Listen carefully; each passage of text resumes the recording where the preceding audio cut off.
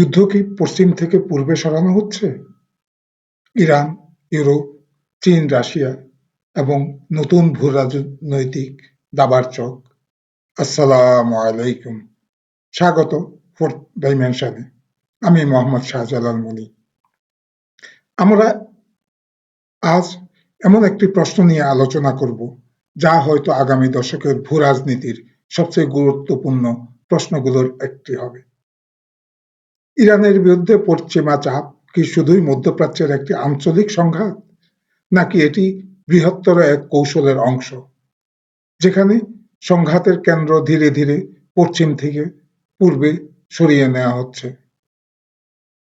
Europe হঠাৎ কেন চীনের বিরুদ্ধে কঠোর অবস্থান নিল?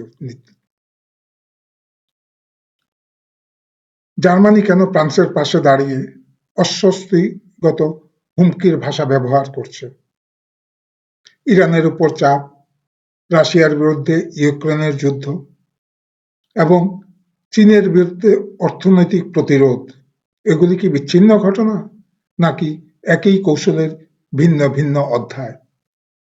আজ আমরা সেই প্রশ্নগুলির উত্তর খুঁজব। Hit and run strategy. ইরাককে হারানো নয়, ব্যস্ত রাখা, ধীরে ধীরে দুর্বল করে দেয়া। ইরানের বিরুদ্ধে সাম্প্রতিক মার্কিন ইসরায়েল কৌশল লক্ষ্য করলে একটি বিষয় স্পষ্ট হয়: তারা এখনো পূর্ণ মাত্রায় দখলদারিত্বমূলক যুদ্ধে যায়নি, বরং সীমিত হামলা, অর্থনৈতিক অবরোধ, প্রক্সি সংঘাত, কূটনৈতিক চাপ, সাময়িক যুদ্ধবিরতি এর মিশ্র ব্যবহার করছে। এগুলি মূলত হিট অ্যান্ড রান স্ট্র্যাটেজি। উদ্দেশ্য ইরানকে সম্পূর্ণ ধ্বংস করা নয়, ইরানকে মানসিকভাবে দুর্বল করা, ইরানের মাঝে বিভেদ তৈরি করা, ইরানি জনগণের মাঝে, অর্থাৎ অভ্যন্তরীণ মতভেদকে সংঘাতের দিকে নিয়ে যাওয়া। আরেকটি উদ্দেশ্য হল ইরানকে এমন একটি দীর্ঘমেয়াদী চাপের মধ্যে রাখা যাতে সে তার সমস্ত শক্তি আঞ্চলিক টিকে থাকার যুদ্ধে বা লড়াইয়ে ব্যয় করে। কারণ বাস্তবতা হলো, যদি মার্কিন যুক্তরাষ্ট্র ইরানের বিরুদ্ধে পূর্ণাঙ্গ যুদ্ধ শুরু করে, তাহলে হরমুজ প্রণালী, বৈশ্বিক জ্বালানি বাজার এবং পুরো মধ্যপ্রাচ্য অস্থিতিশীল হয়ে উঠবে। সেই ঝুঁকি ওয়াশিংটন নিতে চায় না, বরং তারা চাপ বজায় রেখে ইরানকে নিয়ন্ত্রণ রাখতে চায়। তাহলে প্রশ্ন হলো, যুদ্ধের প্রকৃত কেন্দ্র কি মধ্যপ্রাচ্য নয়? এখানে একটি বড় প্রশ্ন। যদি ইরানই আসল লক্ষ্য হতো, তাহলে পারমাণবিক ইস্যু সমাধান না করেই যুদ্ধবিরতি বা সমঝোতার পথে যাওয়ার যুক্তি কোথায়? বাস্তবে দেখা যাচ্ছে সংঘাতকে ম্যানেজ করা হচ্ছে, সমাধান করা হচ্ছে না। এটি ইঙ্গিত দেয় যে ইরান হয়তো শেষ লক্ষ্য নয়, বরং ইরান একটি বৃহত্তর ভূরাজনৈতিক বোর্ডের গুটি। ইউরোপের আচরণ কেন হঠাৎ বদলে গেল? দ্বিতীয় বিশ্বযুদ্ধের পর থেকে ইউরোপীয় ইউনিয়ন অনেক ক্ষেত্রে মার্কিন পররাষ্ট্র নীতির সম্প্রসারক হিসাবে কাজ করছে, কখনো ন্যাটোর মাধ্যমে, কখনো অর্থনৈতিক নিষেধাজ্ঞার মাধ্যমে, কখনো নিরাপত্তা নীতির মাধ্যমে। এখন প্রশ্ন হলো, হঠাৎ করে ইউরোপ কেন চীনের বিরুদ্ধে এত কঠোর হয়ে উঠল?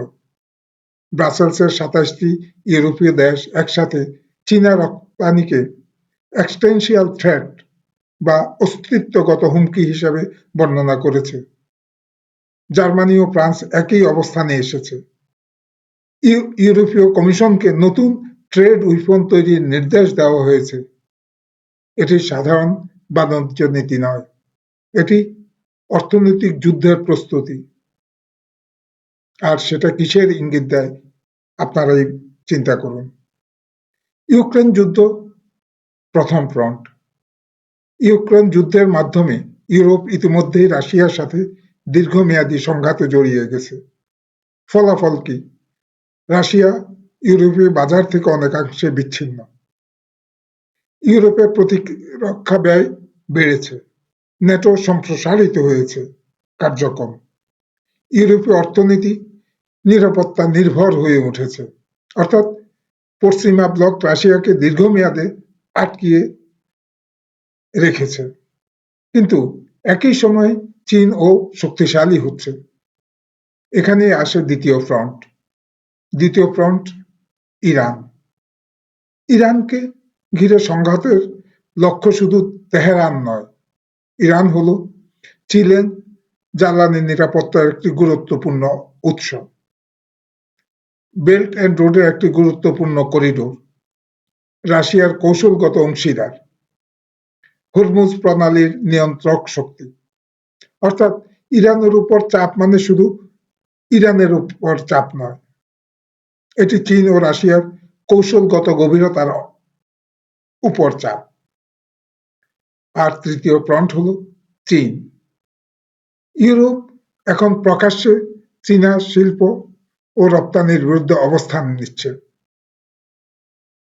মার্কিন প্রশাসন দীর্ঘদিন ধরে ইউরোপকে চীনের বিরুদ্ধে সমন্বিত অর্থনৈতিক অবস্থান নিতে চাপ দিয়ে আসছিল। ইউরোপীয় নেতাদের কাছে চীনের অতিরিক্ত শিল্প উৎপাদন নিয়ে সতর্কতা বার্তাও পৌঁছে দেওয়া হয়েছে। অর্থাৎ রাশিয়া সামরিকভাবে ব্যস্ত, ইরান আঞ্চলিক সংঘাতে ব্যস্ত, আর চীন অর্থনৈতিক অবরোধের মুখোমুখি। এটি কি কাকতালীয়, নাকি এটা কৌশলের তিনটি ধাপ? যুদ্ধ পশ্চিম থেকে পূর্বে সরে যাচ্ছে। যদি আমরা বৃহত্তর মানচিত্র দেখি তাহলে একটি ধারাবাহিকতা দেখব। প্রথমে বলকান, আফগানিস্তান, ইরান, সিরিয়া, এরপর ইউক্রেন, এখন ইরান, পরবর্তী ধাপে তাইওয়ান, দক্ষিণ চীন সাগর, বাণিজ্যিক অবরোধ। এই প্রশ্নগুলি এখন আর কল্পনা নয়, চীন ও রাশিয়ার জন্য ওকাপ কল। চীন ও রাশিয়ার কৌশলবিদরা নিশ্চয়ই এই প্রবণতা দেখছেন। কারণ আজ যদি ইউরোপ চীনের বিরুদ্ধে অর্থনৈতিক অস্ত্র তৈরির সিদ্ধান্ত নেয়, আগামীকাল সে অস্ত্র প্রযুক্তি, ব্যাংকিং, শিপিং এবং সরবরাহ চেইনে ব্যবহৃত হতে পারে। অন্যদিকে ইরান দেখিয়ে দিয়েছে যে হরমুজ প্রণালী ব্যবহার করে বৈশ্বিক অর্থনীতিকে প্রভাবিত করার সক্ষমতা এখনো তাদের হাতে আছে। ফলে চীন ও রাশিয়ার জন্য এটি শুধু একটি আঞ্চলিক সংকট নয়, এটি ভবিষ্যৎ সংঘাতের একটি মহড়া। সবশেষে বলবো, প্রকৃত যুদ্ধ কোথায়? সম্ভবত আজকের সবচেয়ে গুরুত্বপূর্ণ প্রশ্ন হলো, আমরা কি ইরানের যুদ্ধ দেখছি, নাকি আমরা একটি বৃহত্তর পূর্ব পশ্চিম সংঘাতের প্রারম্ভিক অধ্যায় দেখছি?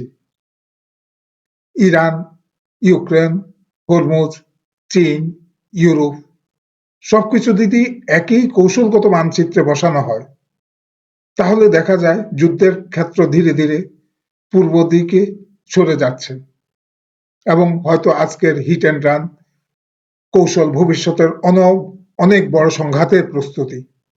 কারণ ইতিহাস আমাদেরকে একটি বিষয় শেখায়, মহাশক্তিরা যখন নতুন কোনো প্রতিদ্বন্দ্বীর মুখোমুখি হয়, তখন তারা সরাসরি চূড়ান্ত যুদ্ধ দিয়ে শুরু করে না। তারা প্রথমে মৃত্যুদের পরীক্ষা করে, সরবরাহ লাইন পরীক্ষা করে, অর্থনৈতিক অস্ত্র পরীক্ষা করে এবং প্রতিপক্ষের প্রতিক্রিয়া মাপে। প্রশ্ন হলো, ইরান কি সেই পরীক্ষাগারের প্রথম অধ্যায়, নাকি আমরা ইতিহাসের এমন এক নতুন ঠান্ডা যুদ্ধে প্রবেশ করছি যার মূল যুদ্ধক্ষেত্র এখন পূর্বমুখী? আপনাদের মতামত কি? যুদ্ধ কি সত্যিই পশ্চিম থেকে পূর্বে সরিয়ে নেওয়া হচ্ছে, নাকি আমরা ঘটনাগুলোকে অতিরঞ্জিত সংযুক্ত করে দেখছি? কমেন্টে আপনাদের বিশ্লেষণ জানাতে ভুলবেন না। আমি মোহাম্মদ শাহজালাল মনি, আপনারা দেখছেন ফোর্থ ডাইমেনশন। আল্লাহ হাফেজ, ভালো থাকবেন, আবার দেখা হবে।